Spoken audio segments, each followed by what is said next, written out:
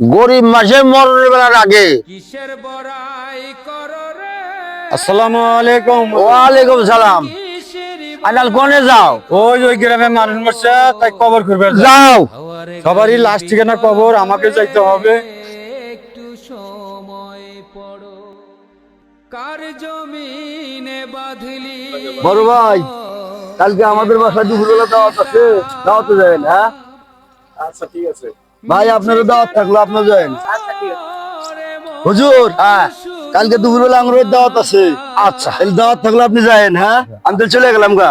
চলে বাঁধলি ঘর, কে বা মালিক তার, আয়নাল, কেন করো গরিব মাসে মরণের বেলার আগে আর দেহ দাওয়াত ধনী ধনী মানুষ বাইসে দাওয়াত দিল।